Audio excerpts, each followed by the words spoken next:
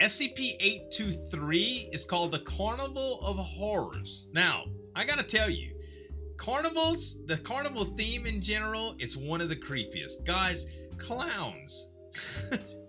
That's all I gotta say, honestly. But to tell you the truth, the carnival theme itself, like the music of just like, have you ever heard just the warped carnival music in horror movies and stuff? Isn't it chilling to the bone?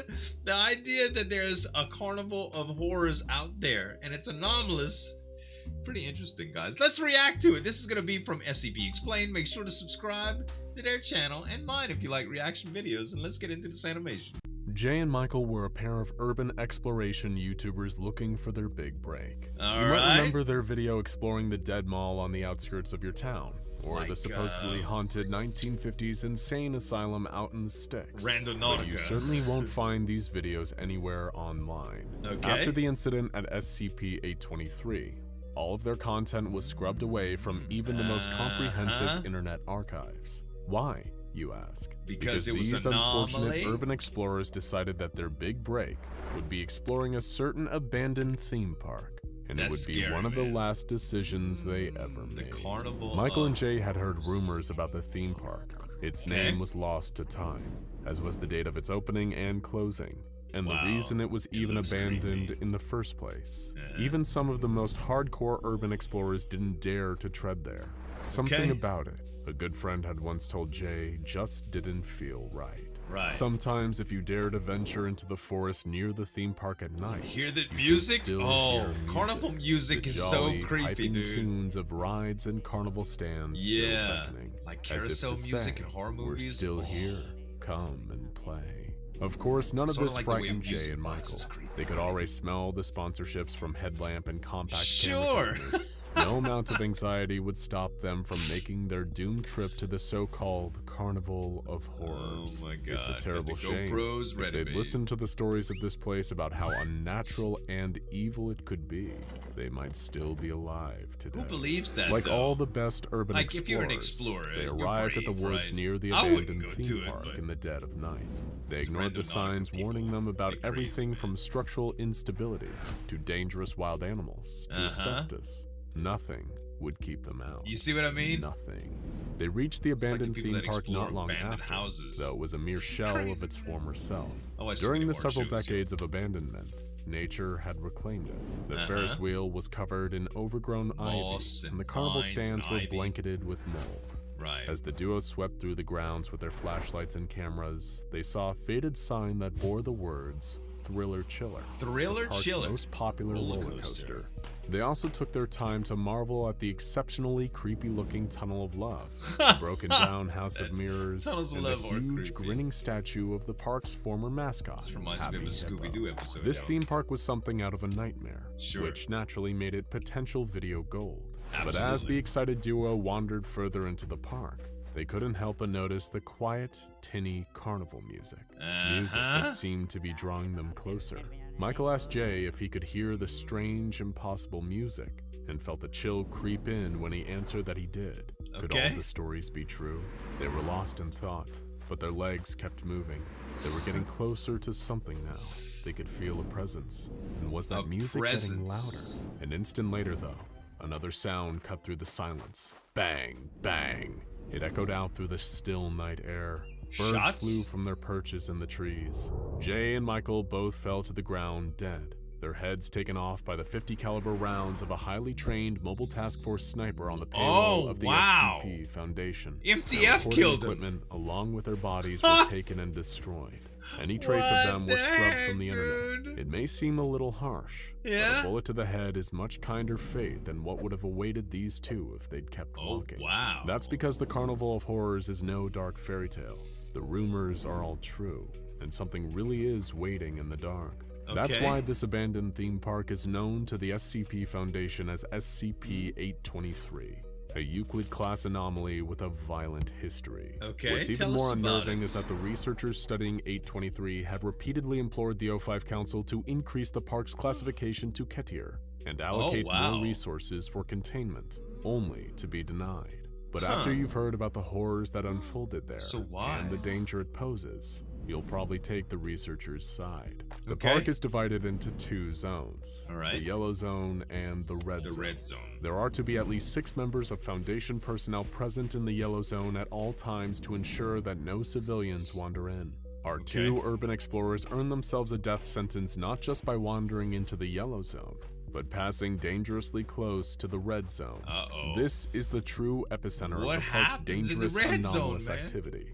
It's a place so hazardous that anyone entering, whether they're a civilian or a member of Foundation staff, is to be executed at a distance by sniper fire without hesitation. Wow. Once upon a time, though nobody knows exactly when, there was a theme park that seemed no different to any other. Eager children and thrill-seeking teens arrived by the busload, ready to stuff their faces with cotton candy and corn dogs, and then reverse the process on a vast array of roller coasters. But even then, during these good times, there was something dark lurking behind the cheerful facade.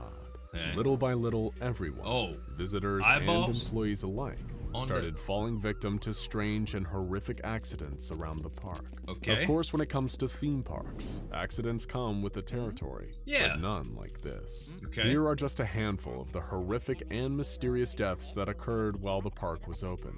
So strap in, because just like a roller coaster, this isn't for the faint of heart. A pair of young lovebirds decided they wanted to enjoy the romance of the Tunnel of Love. The 2 sat in a swan-shaped boat as they were ferried through darkened passageways. Anyone would assume that they were having a great time, but at some point, terrible shrieks of pain and fear began to echo through the ride.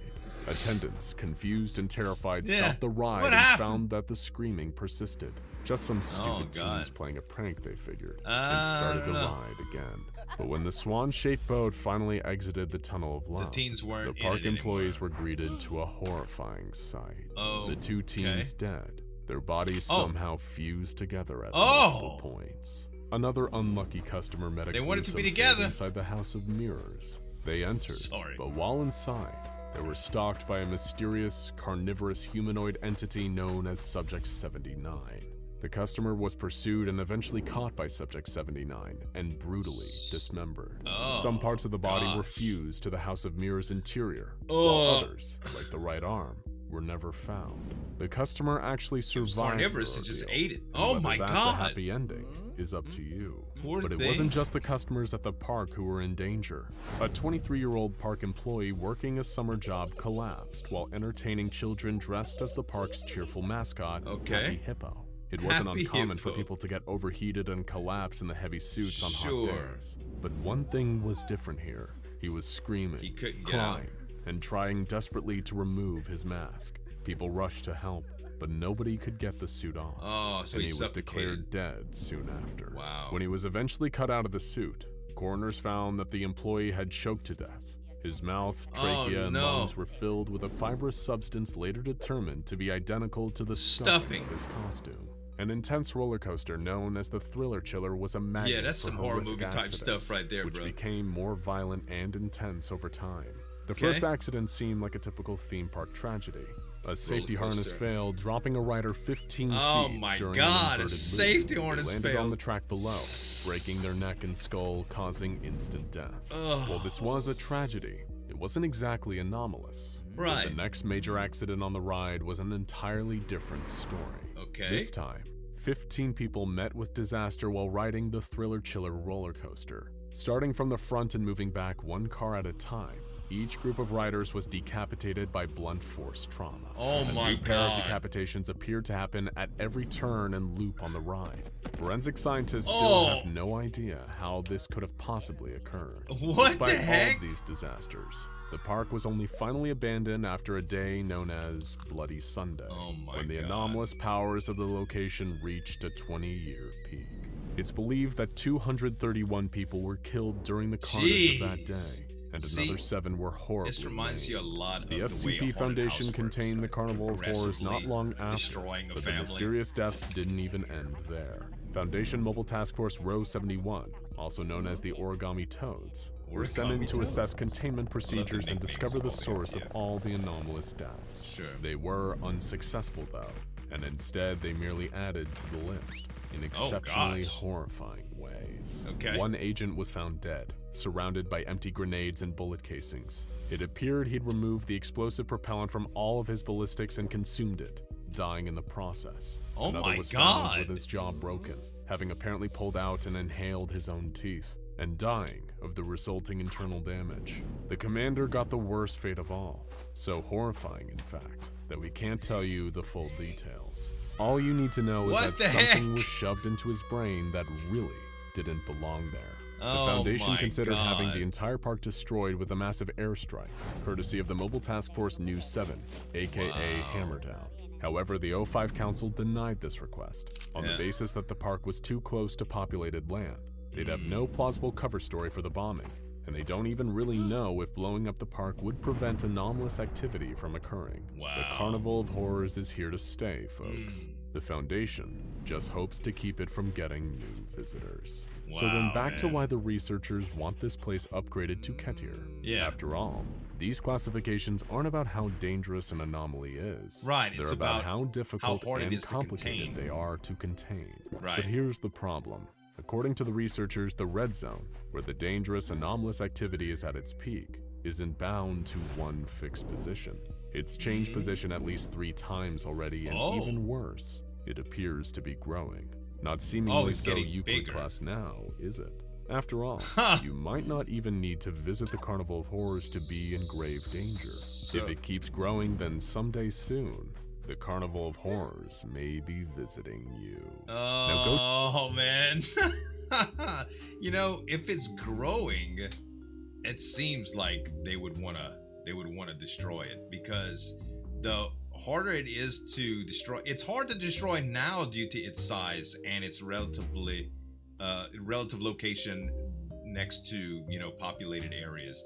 That's what the O5 Council originally said, that why they wouldn't want to nuke it, right? So it's only going to get harder to do that. What happens if it gets to the point that where it's not be able to control, you know? Very, very, very cool SCP though, you guys. Make sure to check out SCP Explained and a couple other videos that I think you'll love. Thanks so much for watching. As always, this is Zueljin signing off. We'll see you next time.